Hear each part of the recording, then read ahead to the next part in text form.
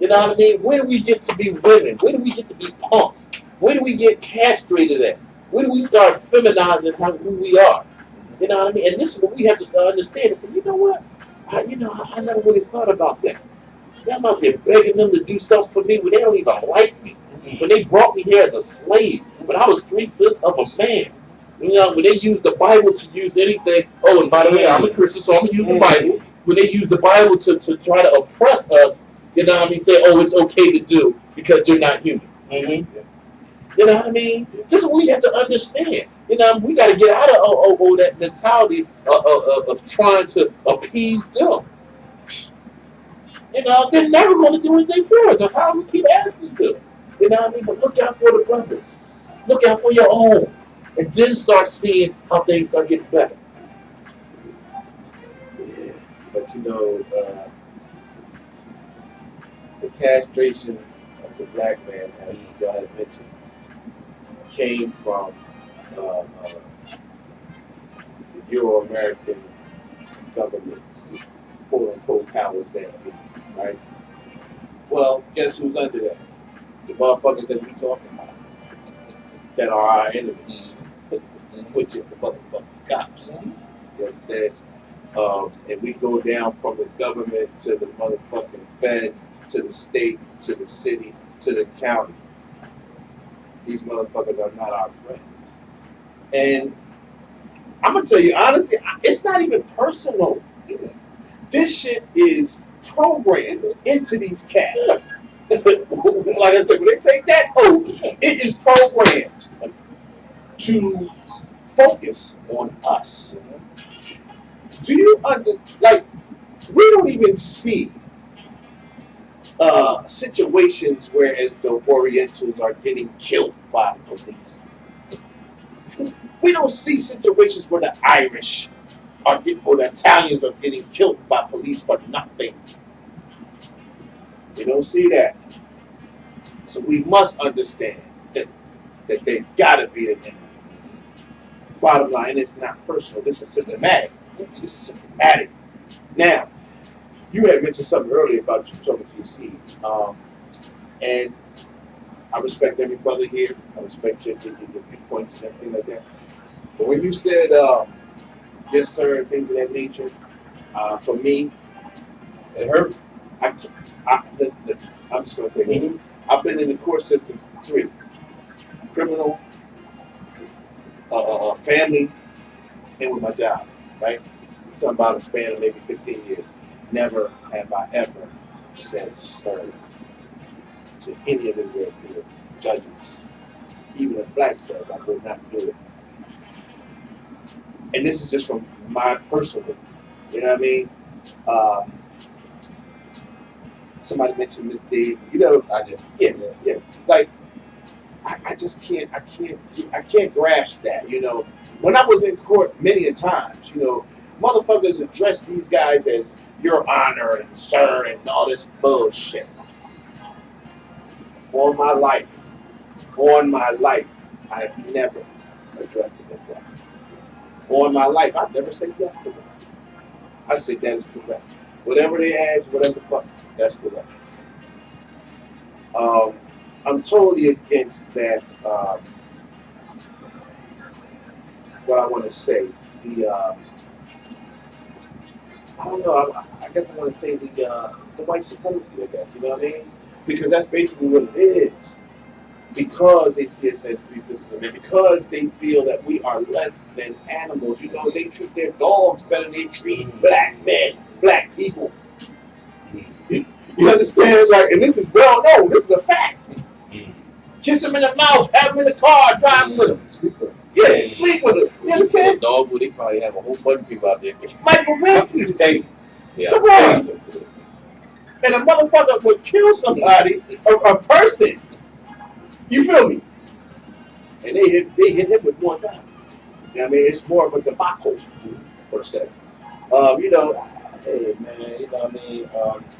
Hey, could I respond to that? I mean, I understand your position. yes. I'm coming from a position of selfishness when I shared that with myself. Because at the end of the day, we all want our sons to come home. I understand. And if that's what it takes to I'm just saying, I get it. Don't get me wrong.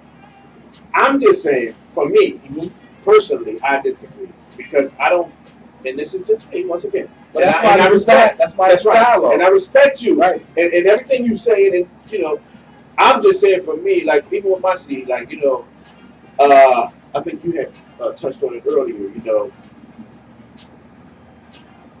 I speak to my son. Matter of fact, they had an episode on it, and I always tell him, you know, you don't want to be aggressive because they're going to view it, and it'll be a scapegoat as a threat. You know what I'm saying? Like, however, and they never really feel for it. They never fear for their life. This is all systematic. Once again, you know what I mean? Right. Yeah, no doubt. You Other than that, you got a gun store. Right. I ain't got nothing. But listen, other than that, from gate, it's systematic. All right, so that fear for your life shit, that's a cop-out. That's what they do to justify what the fuck they do that's not right. Okay? Get the fuck out of here. And it's already 5-on-1. Yeah. Scale of 1. When this beat Rodney King, it was fucking 5-on-1. The man was on the ground, cuz. Cleveland. That's just one. Cleveland.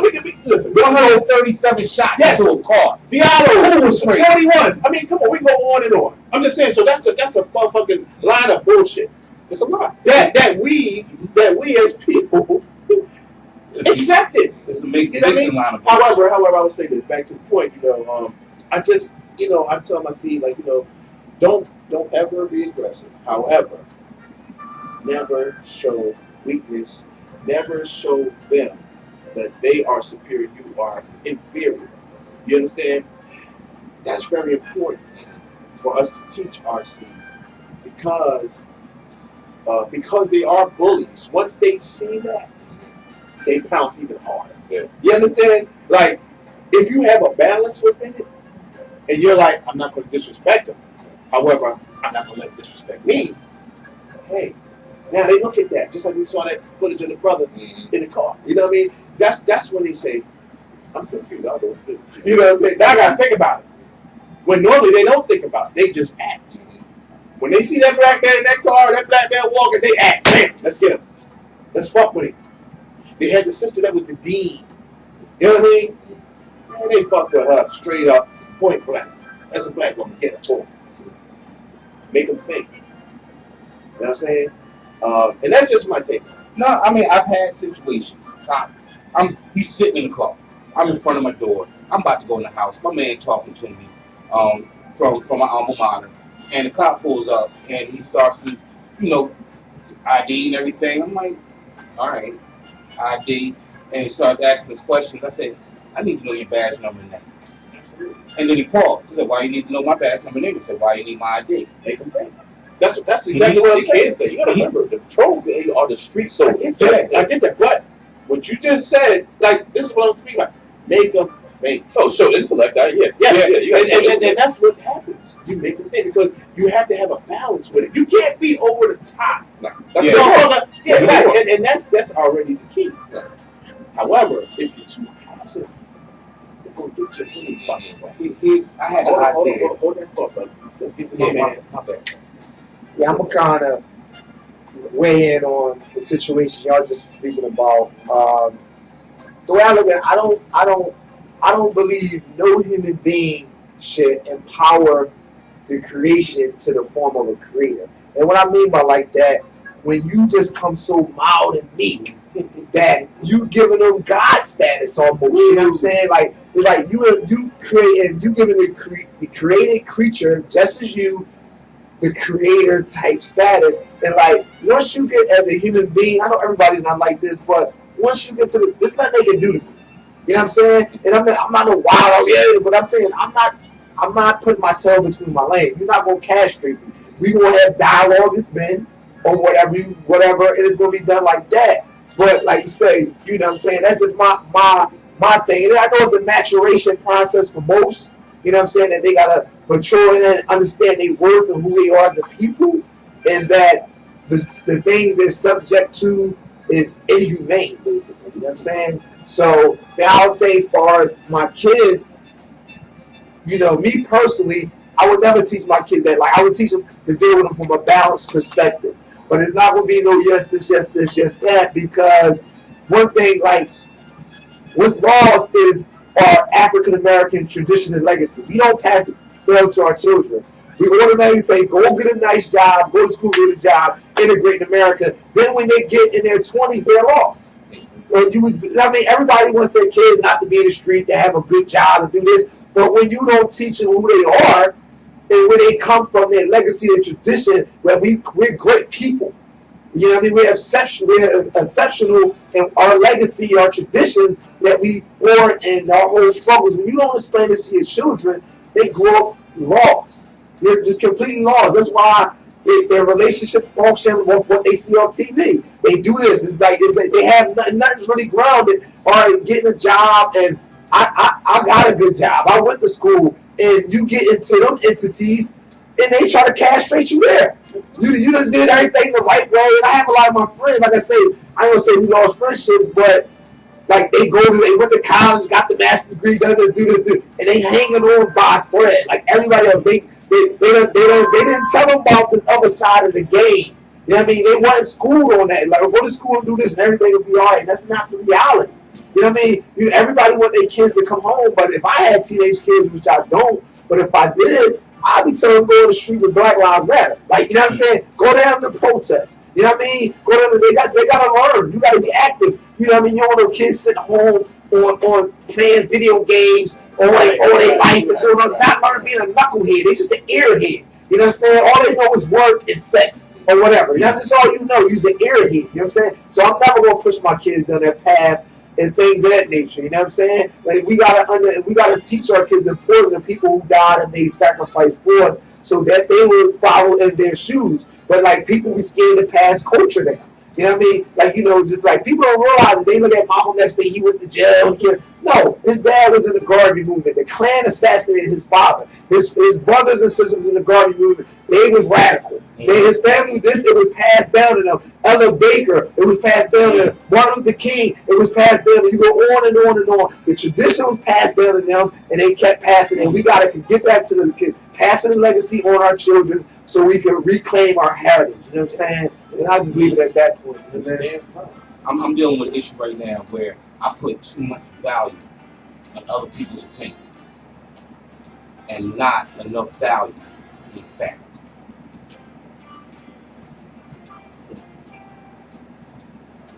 So I'm a demur. Like if I get taken out and if I gotta leave, I'm gonna leave and I'm gonna make some noise on the way out the door. But this is just my opinion. I understand what y'all saying. We can't keep taking a subservient position. We can't maintain the status quo. We gotta change it. We gotta change the way we think. We gotta fight the indoctrination. We gotta question everything that they feed to us. Like, is this chitlins or is it pork chops? We eating low in the hog, we eating high off the hog. We gotta question everything.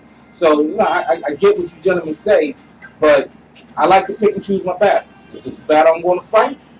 If you want to see my driver's license, is this it? Is this how I'll go out? So I just prefer to take an art of war stance and fight on my terrain where I'm comfortable. And I guess that's the position where we agree to disagree. A people who don't learn from their history are doomed to repeat. In 1968, LBJ, Lyndon Baines Johnson, commissioned 2 reports. The first one came back titled America's Racism. It stepped on a lot of toes. They ain't like it. So we commissioned another one. And it came back. It was called the Kerner Commission. KENNER Commission. It said we are headed for a divided America where there's 2 Americas. 1968. And it said that we had to address equality and poverty and blah, blah, blah, blah, blah, blah. So that's over 40 years old. It's about to be 50 years old. And we are right back at that position because we didn't learn. And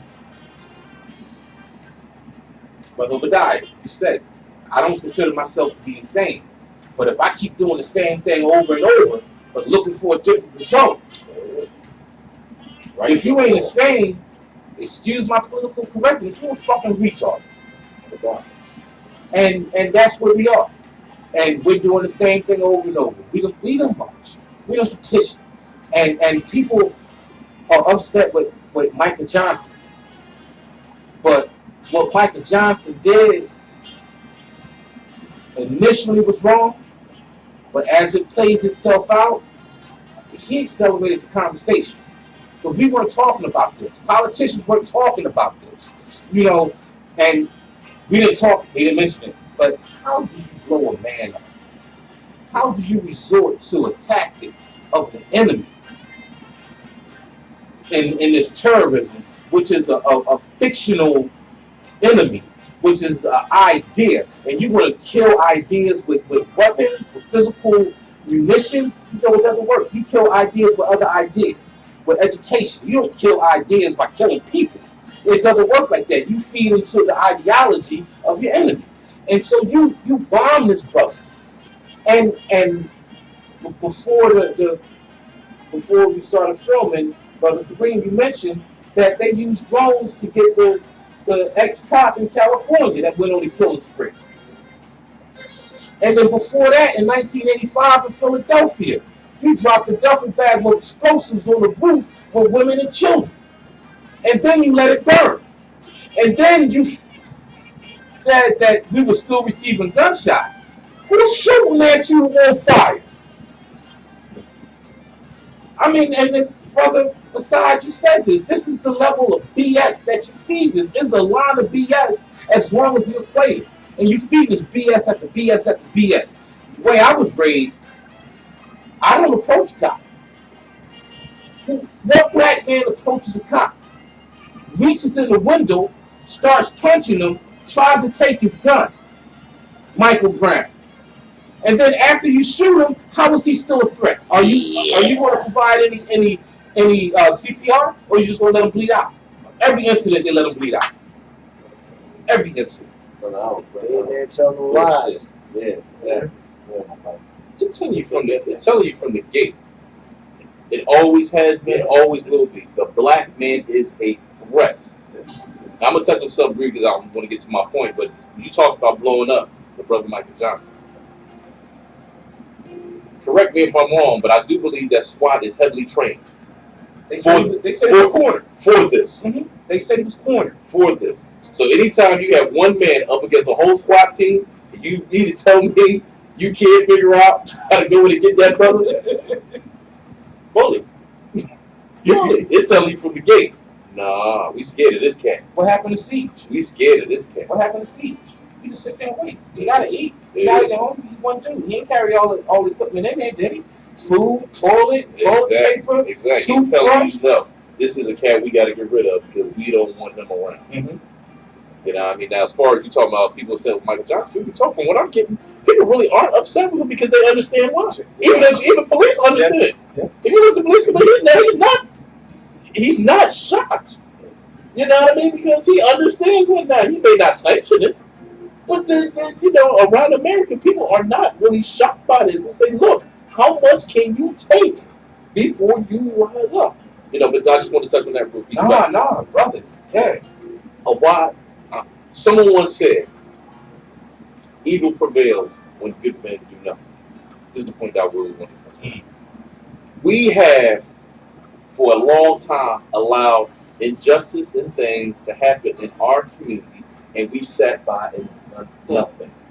We have a disease that I'm going to call narcissism that we have embraced and promoted. As long as it happens to you, it's okay. As long as it doesn't happen to me. Now, then as soon as it happens to me, then I want to talk about it. We allow drug dealers to sell drugs on our blocks and not do anything. We allow us to shoot each other on a corner, and then the day after, once the yellow tape is gone, we walk by that same corner because it didn't affect us. Well, this is something that we have to get past now. This is something where you got to say, you know what? It's not about me. We can no longer just say, all right, well, it's not me. It's not affecting me personally, so I don't want to get involved. We need to get involved. The 60s was a great time. You know why the 60s was a great time? Because people got involved. People got involved. They put aside whatever ideology they had, whatever separate, excuse me, whatever they had that was not going along with someone else, and say, you know what, it's not about that anymore. You know what I mean? We need to go to collectively get together. We need to start standing up. We need to start speaking up. We need to start doing something. This is what we're missing out today. You know what I mean? It starts small. This small problem has elevated to a real big cancer. You know what I mean? We got to start doing these things. We got to start hitting the small stuff. Say, you know what? No. If there's a shooter, we're not going to have shooters on the block. We're not going to have you selling dope on this block. You know that you want to say you got to go someplace else, but it's not going to happen here. And guess what? If you got 10 brothers, that means you probably even need 10, but for the sake of it, we'll do 10. You got 10 brothers standing right there in the corner where y'all selling that crack at. Guess what? I guarantee you ain't going to be selling it. Because the same thing you got, we got. So what you want to do? Now, we try to come to a peaceful resolution. We live in this block. Good thing. You know what I mean? Go someplace else with that. You know what I mean? And that's what stop that. But we have got to a point where you say, oh, it's not me. All I care about is me and my family, so forth and so on. We, as brothers, we become feminized. We become passive. You know, and then when something major happens, it makes news. Then we want to stand up and rise up. No. It's too late then. It's too late for that. We need to get back to getting involved with each other. You know what I mean? With the social ills that's going on in our community that we can get rid of. But I don't want to say that we can't get rid of everything. You know, if we collectively come together. You know, but we got to get out that selfish mentality, that passive mentality. That narcissism. This is where we're losing out on. You know, because then this stuff wouldn't be happening. They said, we can't do it. These people together. Yeah. You know, but because we're apart, this is why this is going on. Oh, you know, they shoot themselves all the time. Anybody worried about it? Well, so that we shoot them is no big deal. You know what I mean? No, we're stopping that. You know, you would no longer kill our sons. Our sons are killing our sons. Do we understand that? These little babies that were so cute when they were 2 and 3 have grown up and they're shooting your sons. The same when you babysat, shot your son. The same when you put food in his mouth when he was a little kid, shot your son. The same when you wiped his ass. Shot your son. And we're letting this happen. And it's like no big deal. And we're not fed up with that. Well, the time is now to be fed up. This is ridiculous. This is just insane. It's ridiculous that we let these things happen in our community by us. And then when it happens to another ethnicity, then we want to rise up. It's BS.